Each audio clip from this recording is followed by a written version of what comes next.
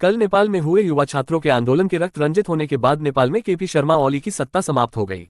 सोमवार की सुबह 11 बजे माइती घरों से बाहर निकले युवाओं के समूहों के हाथों में ऑटोमेटिक राइफलें दिखाई देने लगी। जेएनजेड आंदोलनकारी बालक और युवा स्कूल की ड्रेस में बस्ते कंधे पर लटकाकर आंदोलन में आए थे। कुछ ही देर में आंदोलन हिंसक होता चला गया। टाइमिंग इतनी सदी हुई थी कि सब कुछ पूरे नेपाल के अलग अलग हिस्सों में एक ही पैटर्न पर एक ही तरह से होता चला गया। सबसे पहले समाचारों की कवरेज कर रहे पत्रकारों को गोली मारी गई। इसकी सूचना फैलते ही मीडिया जगत आक्रोशित हो गया और समाचारों की दिशा ही बदल गई। फिर एक सिस्टमेटिक सिस्टम की तरह से नेपाल के अलग अलग क्षेत्रों में लगभग एक ही समय पर जेएनजेड आंदोलन की रीढ़ माने जाने वाले मासूम छात्रों के सीधे सर में गोली मारी गई, जिसमें करीब 24 छात्रों की मौत हो गई और करीब 400 घायल हो गए। इस नरसंहार के बाद उपजी नफरत के चलते आम नेपाली नागरिक भी आंदोलन में शामिल हो गए। हड़बड़ाए नेपाली प्रधानमंत्री केपी शर्मा ओली ने रात में ही सोशल मीडिया प्लेटफॉर्मों से प्रतिबंध हटा लेने की घोषणा कर दी।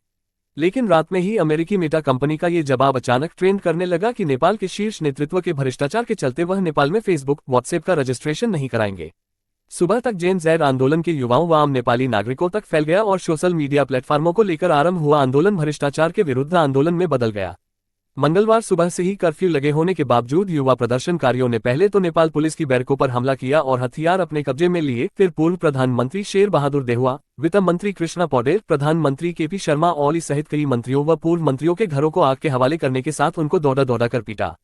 नेपाली कांग्रेस अध्यक्ष शेर बहादुर देउवा के बुध नीलकांठा स्थित आवास, रमेश लेखक के नायकप स्थित आवास, वित्त मंत्री विष्णु पौडेल और राज्यपाल विश्व पौडेल के भैंसेपाटी स्थित आवास और पूर्व प्रधानमंत्री पुष्प कमल दहल के खुमालतार स्थित आवास को भी आग के हवाले कर दिया गया। सुबह संचार मंत्री पृथ्वी सुब्बा गुरुङ के आवास को भी जेएनजेड आंदोलनकारियों ने आग के हवाले कर दिया।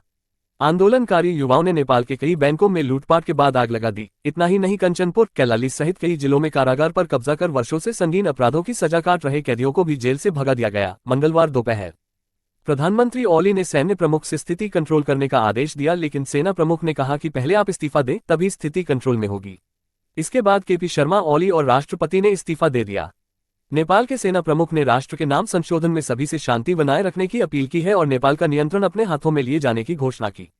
हमरा टुडे न्यूज के लिए मनोज भट्टराई की रिपोर्ट।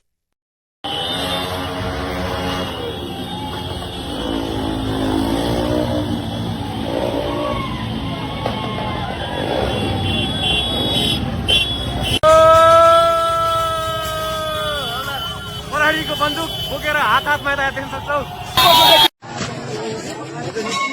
निस्किने छन्, धेरै छन् त।